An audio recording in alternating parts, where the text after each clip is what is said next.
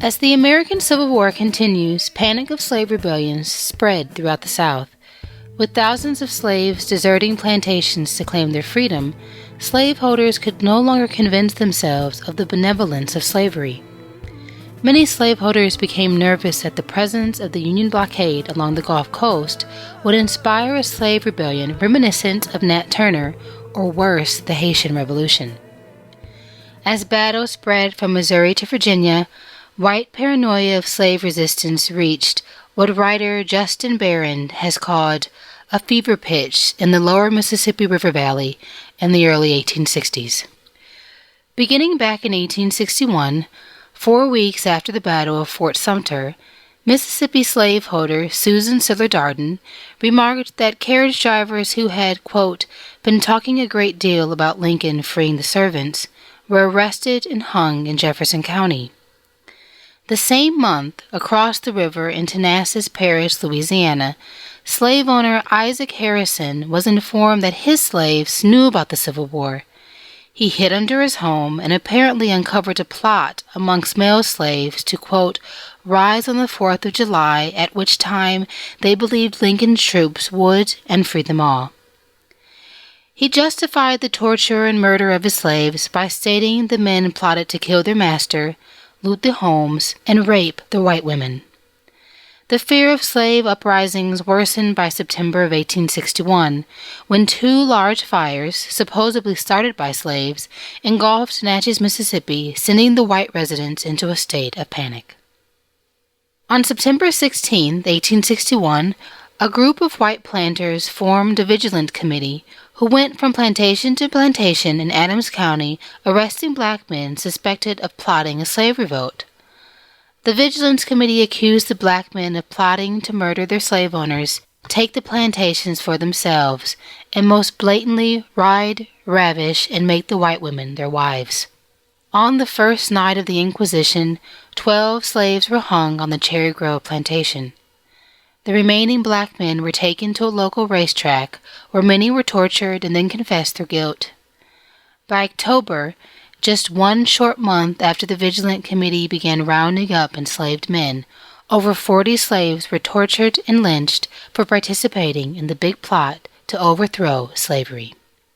Documentation of this event still exists today, and according to Dr. Winthrop Jordan, quote, furnishes more information about the thoughts and aims of a group of rebel slaves than any other single document in American history.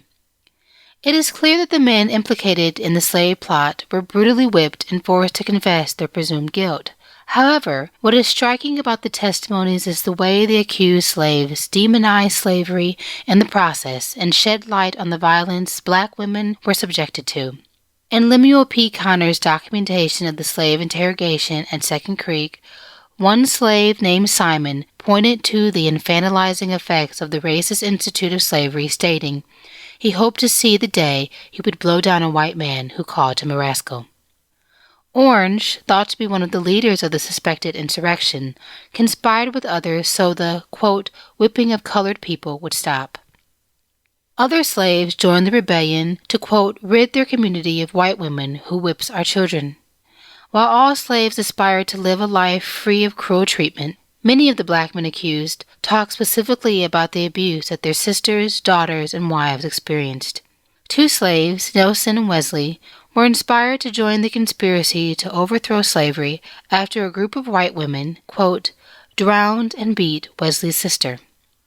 Another slave, Paul, joined the other slaves, quote, out of concern for his wife and his desire to see her freed from the heavy workload her mistress placed on her. One slave testified that Mrs. Dunbar, a slave owner, quote, kills up Paul's wife sewing.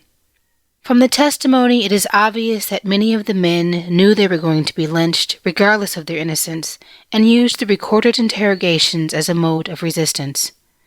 By the end of 1862, more than 200 slaves would be hung, and Second Creek Plantation in Adams County, Mississippi, would be the site of one of the least well-known, and in the opinion of Justin Barron, the, quote, largest insurrectory scares in the history of American slavery.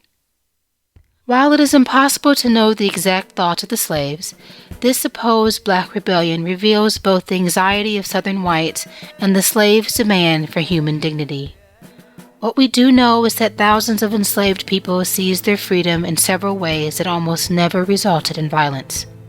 When Lincoln issued the Emancipation Proclamation several months after the massacre at Second Creek, slaves rebelled by enlisting in the Union Army to secure their liberation through defeating the Confederacy.